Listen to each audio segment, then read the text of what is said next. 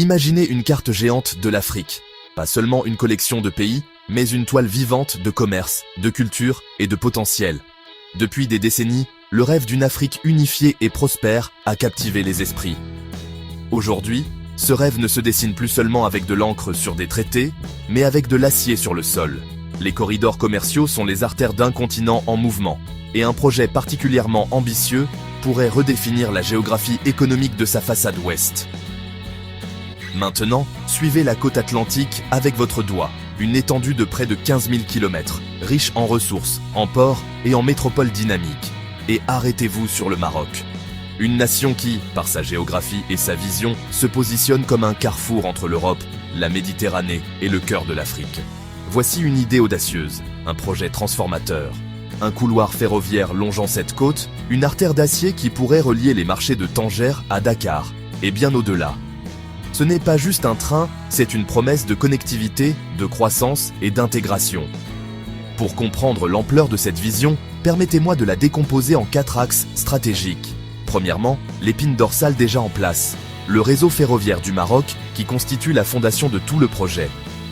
Au nord, le joyau de cette couronne est le TGV Al Borak. Inauguré en 2018, c'est le premier train à grande vitesse du continent africain. Il ne s'agit pas seulement de prestige, il s'agit d'efficacité. En reliant Tanger, Rabat et Casablanca à des vitesses atteignant 320 km/h, Al Borak a divisé par plus de 2 les temps de trajet, transformant ces 3 centres économiques en un seul méga-corridor urbain. Tanger, le portail vers l'Europe. Rabat, le cœur administratif. Casablanca, le poumon économique, reliés comme jamais auparavant. Mais la grande vitesse n'est qu'une partie de l'histoire.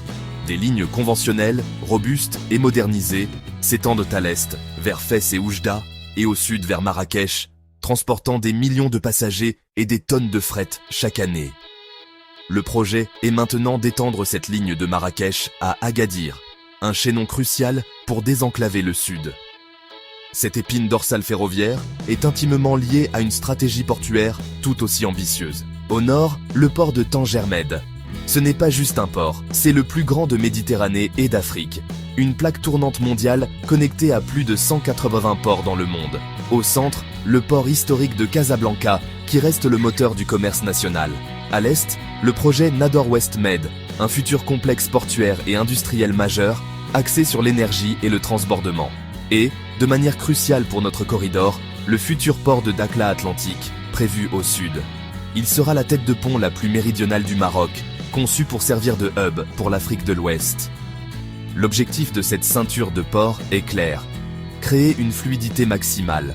L'objectif est que les conteneurs n'attendent pas, passant du navire au rail en quelques heures.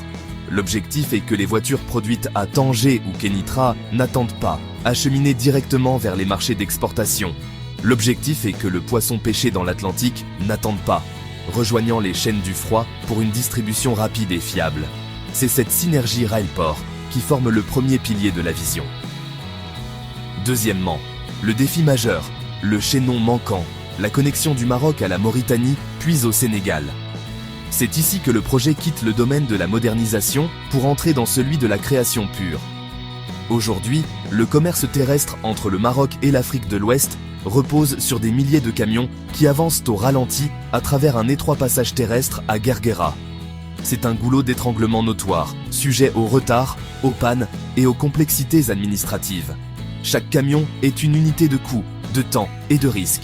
Une liaison ferroviaire ici ne serait pas une simple amélioration, ce serait une révolution. L'idée est de prolonger le rail marocain jusqu'à la frontière, puis de le connecter à l'infrastructure existante.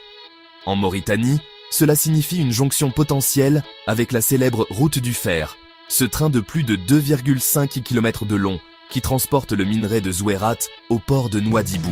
Au Sénégal, l'objectif serait de se raccorder au réseau rénové près de Saint-Louis, créant ainsi une ligne continue jusqu'à la métropole portuaire de Dakar. Soudain, le commerce de l'Afrique de l'Ouest n'est plus seulement une affaire de route et de pneus, c'est de l'acier sur de l'acier. Un seul train peut transporter la charge de plusieurs centaines de camions, de manière plus rapide, moins chère et surtout infiniment plus prévisible. La logistique devient une science exacte, pas une aventure quotidienne. Ce qui nous amène au troisième axe, le corridor atlantique lui-même, en tant que colonne vertébrale reliant les ports à leur arrière-pays continental. Considérez les ports comme des portes d'entrée. Jusqu'à présent, les portes du Maroc, comme Tanger Med, s'ouvrent déjà largement pour l'Europe, l'Asie et les Amériques.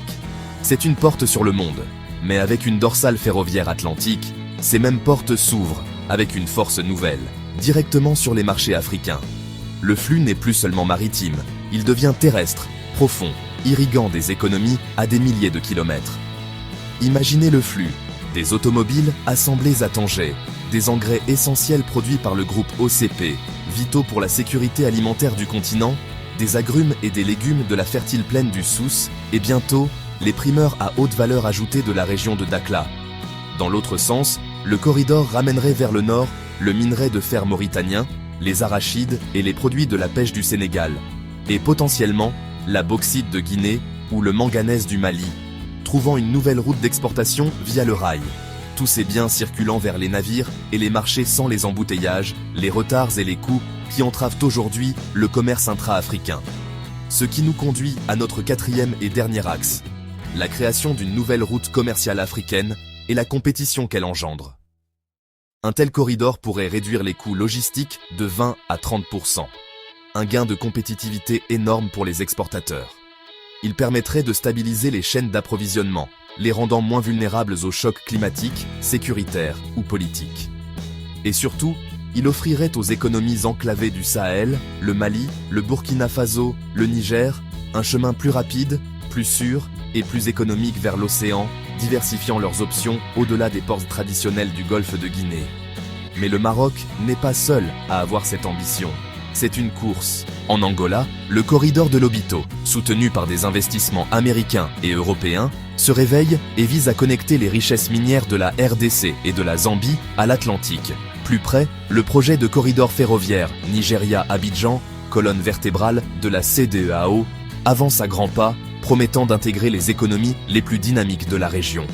La compétition ne se jouera pas seulement sur les kilomètres de rails. Le corridor qui l'emportera sera celui qui offrira la meilleure proposition de valeur, une fiabilité à toute épreuve, des douanes intelligentes et numérisées pour un passage aux frontières sans friction et une énergie verte pour alimenter ses trains et ses ports, répondant aux exigences des marchés mondiaux. Dans cette course, le Maroc dispose d'atouts indéniables. Il a déjà les ports de classe mondiale, un savoir-faire ferroviaire éprouvé avec l'ONCF, et de grands investisseurs internationaux qui frappent à la porte, attirés par la stabilité et la vision stratégique du royaume. Alors, une seule ligne de train peut-elle réellement unifier une côte, voire transformer une partie du continent? Pas seule. Un projet d'une telle magnitude est un écosystème complexe. Il a besoin d'accords transfrontaliers solides, d'une harmonisation des réglementations et des procédures douanières. Il a besoin d'écarts de voies standardisés pour éviter les ruptures de charges coûteuses en temps et en argent. Il a besoin d'une garantie de sécurité tout au long de son parcours, un enjeu non négligeable dans la région. Et bien sûr, il a besoin d'un financement durable, probablement un montage complexe alliant fonds publics, investissements privés et prêts de développement.